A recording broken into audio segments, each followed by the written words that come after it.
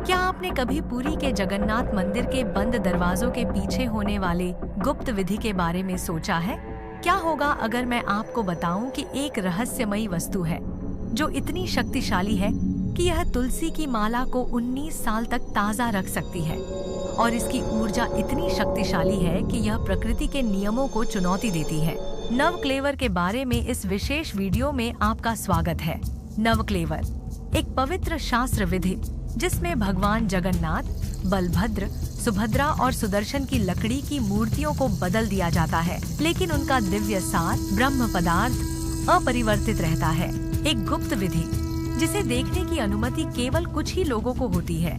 नव का अर्थ है नया और कलेवर का अर्थ है शरीर। नवक्लेवर या नया शरीर केवल मूर्तियों को बदलने के बारे में नहीं है, यह एक दिव्य आत्मा को एक नए रूप में स्थानांतरित करने के बारे में है। शरीर का क्षय हो सकता है, लेकिन आत्मा शाश्वत है। देवताओं के रूपों के आवधिक नवीनीकरण के पीछे यही मूल दर्शन है। लेकिन यह पवित्र नवीनीकरण कब होता है? नवक्लेवर केवल 2 आषाढ़ या आषाढ़ के महीने में 2 पूर्णिमा वाले वर्ष में होता है। यह घटना इतनी दुर्लभ है कि यह केवल 12 से 19 वर्षों में होती है। पिछला नवक्लेवर 2015 में हुआ था और अगला 2034 के लिए निर्धारित है। नवकलेवर की यात्रा आज्ञामाल से शुरू होती है, जो 4 विशेष फूलों की मालाएं होती हैं। इन आज्ञामाल को देवताओं की दिव्य अनुमति मानकर दीतापतियों ने नवक्लेवर की विधि शुरू करते हैं। गजपति ने राजगुरु को बरनी गुआ देते हैं, जो बाद में राजगुरु विश्वावसु और आचार्य को देते हैं और उनसे दिव्य निम की वृक्ष की खोज के लिए बंजाग यात्रा की प्रारंभ करने के लिए अनुरोध करते हैं। लेकिन ये उनके लिए कोई साधारण यात्रा नहीं होता है। वे रात के अंधेरे में खाली पांव पुरी से 60 किलोमीटर दूर काकटपुर में स्थित मां मंगला के प्राचीन मंदिर की ओर यात्रा करते हैं। वहाँ जो कुछ होता है वह रहस्य से भरा है। रात्रि में वे देवी मंगला के समक्ष स्वप्नवती मंत्र का जाप करते हैं और दंडवत प्रणाम करके सो जाते हैं। इस मंत्र के जाप से संतुष्ट होकर देवी मंगला चारों बड़ग्रहियों के स्वप्न में प्रकट होती हैं और उन्हें दिव्य निम वृक्ष की दिशा बताती हैं। दिशा निर्देश प्राप्त करने के बाद बंजाग समूह 4 देवताओं के लिए दिव्य निम के पेड़ों की खोज करने के लिए 4 दलों में विभाजित हो जाता है। प्रत्येक समूह का नेतृत्व एक दैतापति करता है, जिसे बाड़ग्रही कहा जाता है। किसी भी साधारण निम के पेड़ का चयन नहीं किया जा सकता। उन्हें विशिष्ट रहस्यमय मानदंडों पर खड़ा उतरना होता है। भगवान सुदर्शन जी के वृक्ष में 3 शाखाएं, लाल रंग की छाल और चक्र का चिन्ह होना चाहिए। देवी सुभद्रा के वृक्ष में 5 शाखाएं, पीली छाल और कमल पुष्प का चिन्ह होना चाहिए।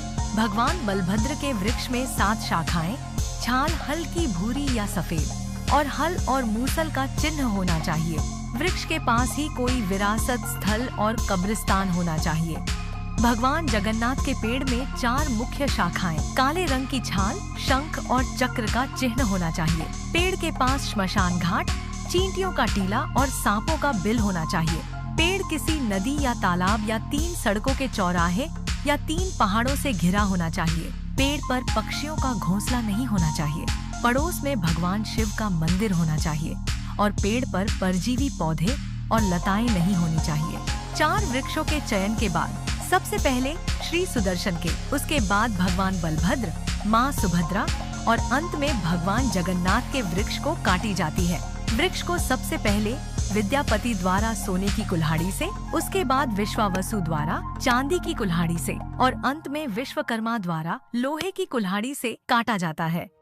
सभी ब्राह्मण और दैत्यपति तब तक उपवास रखते हैं जब तक वृक्ष जमीन पर गिर न जाए। पेड़ को उसके आकार के अनुसार काटा जाता है और बचे हुए हिस्सों को पेड़ के पास एक बड़े गड्ढे में दबा दिया जाता है ताकि इसका दुरुपयोग न हो सके। इसके बाद लकड़ियों को नहलाया जाता है, पवित्र रेशम के कपड़े में लपेटा जाता है और पहले से बना हुआ रथ पर रखकर रस्सियों से खींचकर पुरी लाया जाता है। लकड़ी के रथ को पुरी में मंदिर के उत्तरी प्रवेश द्वार पर ले जाया जाता है, जहाँ से यह कोयली वैकुंठ में प्रवेश करता है। कोयली का अर्थ है कब्रिस्तान और वैकुंठ का अर्थ है स्वर्ग। यह कोयली वैकुंठ नवकलेवर के दौरान एक महत्वपूर्ण स्थान बन जाता है।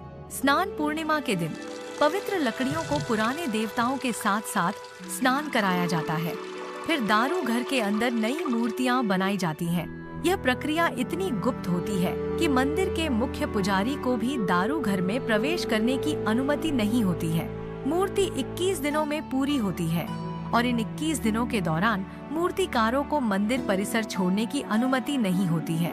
वे मंदिर के प्रांगण में सोते हैं और उपवास रखते हैं। सिर्फ महाप्रसाद के रूप में अपना रात्रि भोजन करते हैं। 21 दिनों की इस अवधि के दौरान कोयली बैकुंठ के बाहर दिन रात भक्ति गीत गाए जाते हैं।